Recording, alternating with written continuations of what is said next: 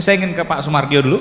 Pak Sumardio, saya melihat Anda tadi mengangguk-angguk terus. Apa yang kemudian Anda ingin sampaikan dari kesetujuan Anda atau mungkin ketidaksetujuan Anda? Saya nggak tahu nih, makanya saya berikan kesempatan.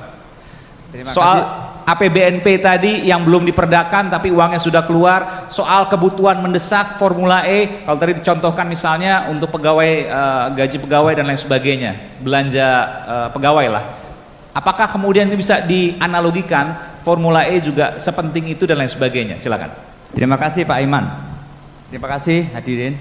Jadi begini Pak Mas Aiman, apa yang disampaikan kedua birokrat tadi berdasarkan dokumen yang sudah saya baca 6 bulan. Siang malam saya baca. Di sini saya sebagai ahli keuangan negara berpendapat bahwa proses penyusunan, pengelolaan dan pertanggungjawaban APBD DKI Jakarta 2019 P itu sudah sempurna, tidak ada yang melanggar aturan regulasi tentang keuangan negara. Karena apa?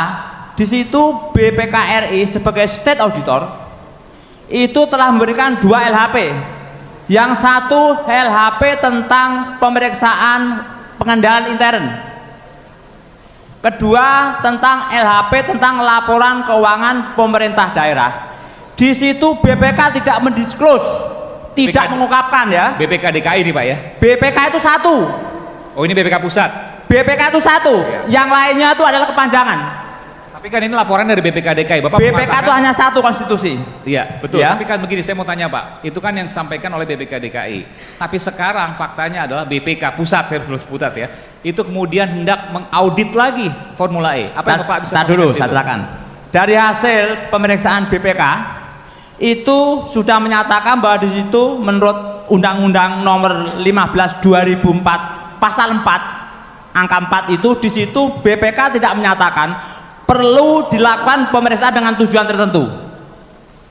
Ya, berarti tidak ada kerugian negara. Karena apa? BPK sudah mendisclose di situ tidak perlu PDTT. Artinya apa? Laporan ini sudah sesuai dengan Undang-Undang Keuangan Negara, di mana BPK sebagai state auditor, siapapun tidak boleh intervensi. Dan apabila BPK ingin melakukan audit kembali, tidak mungkin BPK melakukan audit dengan objek yang sama. Itu keliru, fatal. Itu melanggar konstitusi itu. Berarti kalau BPK pusat tidak bisa. BPK pusat mau mengaudit lagi nggak bisa, konstitusi. karena BPK ya hanya BPK. Itu hanya perwakilan tadinya karena kepanjangan tangan saja. Walaupun yang pertama kali yang menyampaikan itulah BPK DKI, tidak bisa pasti itu kemudian satu lembaga, Bapak mengatakan satu lembaga dengan BPK. Artinya kalau subjeknya sama, objek misalnya, objek pemeriksaannya sama, soal Formula E dan sebagainya, pasti hasilnya juga akan sama. Sama. Dan tidak boleh yang sudah lakukan audit diaudit kembali. Itu konstitusi itu. Kalau mau mengaudit itu berarti Undang-Undang BPK nomor 15 2005 harus diamandemen. Baru boleh audit.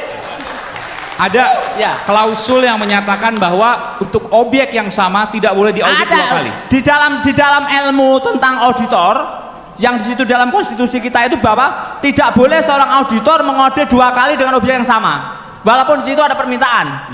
Kalau BPK akan audit berarti harus ada diamandemen dalam Undang-Undang BPK itu. Baru bisa. Artinya saya mau mengatakan sini Pak, kalau seandainya memang ada pemeriksaan lagi, ada udang di balik bakwan dong. Saya sebagai ahli keuangan negara tidak akan bicara ke sana, tapi dengan konstitusi yang saya ikutin ini, bahwa BPK itu ada 2 undang-undang Mas. Satu Undang-Undang Nomor 15 2004 tentang pemeriksaan pengelolaan dan keuangan negara. Satu lagi Undang-Undang 15 2006 tentang BPK. Pasal 10 itu BPK akan tentang kerugian negara. Kalau ada, ini tidak ada. Karena apa? Di dalam audit kinerja sudah menyatakan formula itu berjalan lancar. Oke, baik. Saya mengutip dari apa yang kemudian disampaikan oleh Komisi Pemberantasan Korupsi atas pemeriksaan pada ahli yang mengatakan bahwa, saya harus baca dulu sebentar.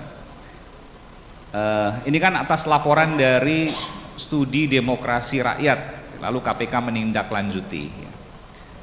Dikatakan bahwa ahli yang dipanggil KPK ada mens rea atau niat jahat atau criminal intention dalam kasus Formula E.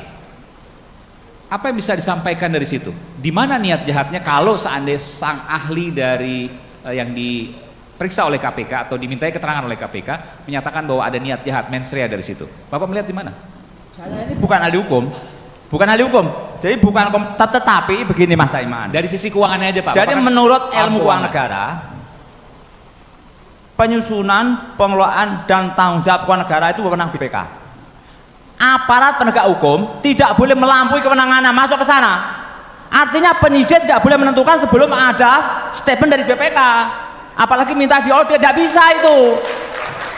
Karena undang-undang mengatakan begitu Mas Saiman. Penyidik tidak boleh masuk sebelum ada keterangan kerugian negara gitu. Itu adalah setelah hasil LHP mengatakan perlu pemeriksaan dengan tujuan tertentu, baru BPK mengeluarkan SK bentuk tim. Begitu ada PKN pasal 10 Mas, itu baru serahkan sama penyidik. Ini sampean periksa Mas. Dasarnya Bukan penyidik datang membawa angka, ya nggak bisa Mas. Dasarnya LHP dulu. Ya LHP dulu. Tanpa LHP nggak bisa, polisi nggak bisa. Itu penanya BPK Mas. KPK, nggak bisa, kejaksaan nggak bisa. Jadi kita mesti taat kepada regulasi kita, aturan kita, undang-undang kita, bahwa tentang pengelolaan keuangan negara itu menang BPK Mas. Ya, setuju? Harus setuju tuh, karena undang-undang ini. Jadi sampean tidak boleh melebihi keuangan BPK. Seandainya sebagai penyidik tidak bisa bawa angka, ya sama diketahui BPK, karena aturannya jelas. Kalau ada indikasi kickback dan lain sebagainya bisa dong Pak? Kalau saya punya pengalaman sebagai ahli keuangan negara itu di negara sana, sebelah sana beruang Amerika ya. Saya mau tanya gini Pak, belum ada laporan BPK, tapi ada indikasi misalnya aliran dana yang janggal yang mengalir, misalnya seperti itu. Ini kita tidak bicara Formula E ya, bicara kasus-kasus yang lain. Masa harus menunggu laporan BPK? Karena kita ini kan bicara tentang Formula E ya.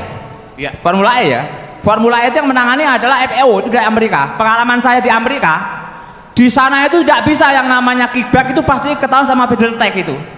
Karena fee ini nanti akan dianggap income oleh mereka, akan dipecah menjadi expense, cost, tax, dan profit. Pajak akan melihat aliran uang ini. Jadi nggak bisa kita punya asumsi negara sana di Amerika, nggak bisa gitu Mas. Itu sangat ketat itu. Kecuali ya. tangkap tangan beda. Ya, nggak bisa. Sangat sulit di Amerika, kita akan nyuap, kita akan disu itu. Oke, baik, terima kasih.